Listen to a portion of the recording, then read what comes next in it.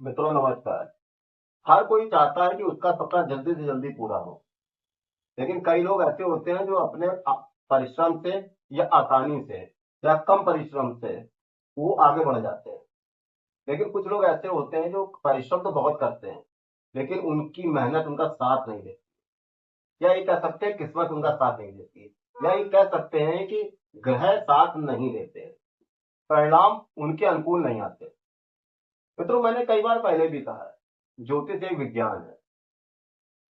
तभी तो कोई भी ज्योतिषी केवल जन्मांक देखकर किसी का भी वर्तमान भविष्य बता सकता है। आज मैं विनीत अवस्थी शाश्वत आपको एक कुंडली के माध्यम से बताने का प्रयास करूंगा कि किसी भी व्यक्ति के साथ असफलता कैसे और क्यों जुड़ी होती है। मित्रों, यह जो जन पत्रिका मैंने आपको बोर्ड पे दिखाई है, यह मुझको ऑनलाइन भेजी है ग्वालियर से। ये एक लड़के की जन पत्रिका है। ये बच्चा बहुत होनहार है, इसने एमबीए कर रखा है, साथ ही दो अन्य अच्छे कोर्स भी अच्छी संस्थाओं से कर रखे हैं। लगभग 35 वर्ष की इसकी आयु। समस्या इस बच्चे के साथ ये है कि ये साल 6 महीने तो नौकरी करता है, फिर इसका विवाद ऑफिस में हो जाता है, इसकी सर्विस छूट जाती है। वर्तमान में 6 महीने से ये घर में बैठा हुआ है। कई जगह इसने अप्लाई किया, लेकिन इसको सर्विस नहीं मिल रही है। इसने मुझसे पूछा है कि पंडित जी, मेरे जीवन में क्या तनाव ऐसे ही रहेगा? क्या कभी सर्विस मेरी स्थायी होगी कि नहीं होगी? पंडित जी, जो कुंडली में हो वही बताइएगा और सत्य बताइएगा। मैंने बहुत कुंडली दिखाई है, अब हम परेशान हो चुके हैं, समस्या का हल नहीं हो रहा है, उचित मार्गदर्शन करिए। यह देखिए 8 नंबर की कुंडली है, इसको कहते हैं वृश्चिक लग्न की कुंडली। और इसके स्वामी बनते हैं मंगल। मंगल बैठे हुए हैं 7म भाव में। और ये जो 2 नंबर आप मित्रों देख रहे हो, ये 2 नंबर होता है वृष राशि, शुक्र की राशि है। मंगल और शुक्र का आपस में वैचारिक मतभेद है। यहाँ पे मंगल बैठ गए हैं, यहाँ पे आके तो लग्न इनकी थोड़ी सी कमजोर हो गई है। अब बात ये हो रही है कि यहाँ पे बैठने से कमजोर क्यों हो गई? कारण क्या है? जब हम अपने घर के अंदर रहते हैं तो हम बहुत मजबूत रहते हैं, यदि हम शत्रु के घर में चले जाते हैं तो हम कमजोर हो जाते हैं। यहाँ पे सीधा ये लग्न को देख रहा है। मंगल एक अग्नि तत्व प्रधान है। मंगल के जो शरीर में गर्मी ज्यादा रहती है, ये किसी से भी जब बात करते हैं तो हाइपर होके बात करते हैं, इरिटेट होके बात करते हैं। इनके दिमाग में गर्मी बहुत चढ़ती है जल्दी। कारण क्या? मंगल लग्न को देख रहा है, इसको देख रहा है स्पष्ट। अब आप ये देखिए, जो सोर्स ऑफ इनकम का कारक है, धन का कारक है, एकादश भाव, इसको धन का कारक कहा जाता है, धन आने का साधन। यहाँ का स्वामी 6 नंबर जो आप देख रहे हो, यहाँ का स्वामी बनता है बुध। और बुध बैठा है 4 नंबर में। मित्रों, 4 नंबर की जो राशि होती है वो कर्क राशि कहलाती है। और इसके स्वामी बनते हैं चंद्रमा। जैसे चंद्रमा और बुध में आपस में वैचारिक मतभेद बहुत बड़ा है, दोनों एक दूसरे के कट्टर दुश्मन। इसको हम लोग कह सकते हैं 36 का आंकड़ा है। पैसा आने का साधन बहुत कमजोर है इनकी जिंदगी में।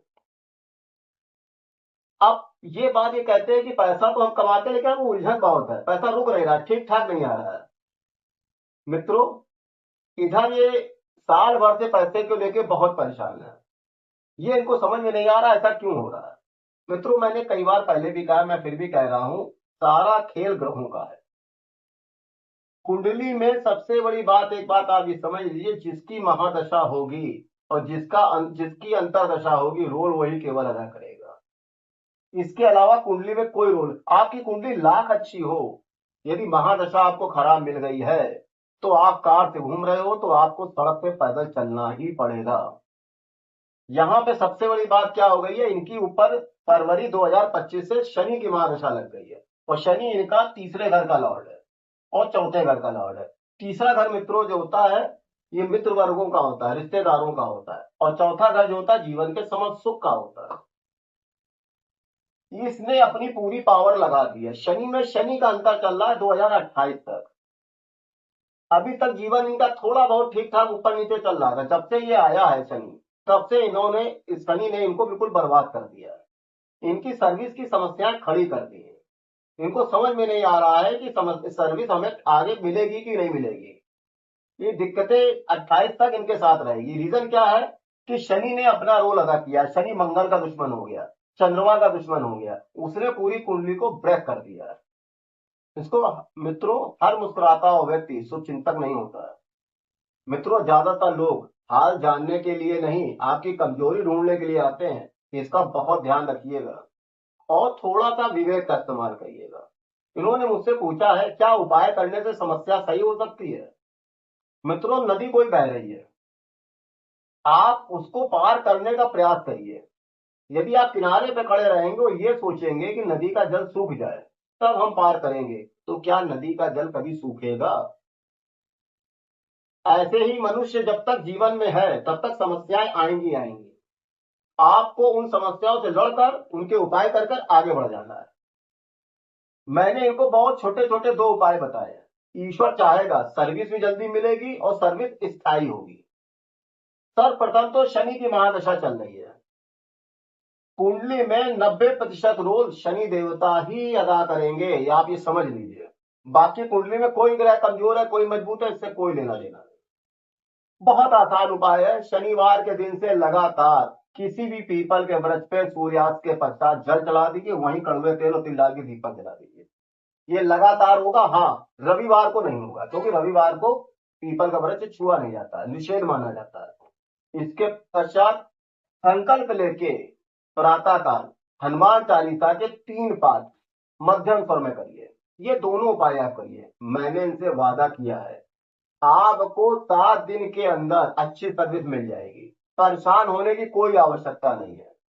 मित्रों, नित्य 15 मिनट आप अपना समय ईश्वर को दो, वह तुम्हारा भविष्य और वर्तमान दोनों बदल देंगे। कोशिश करके तो देखिए, सफलता आपके साथ चलेगी।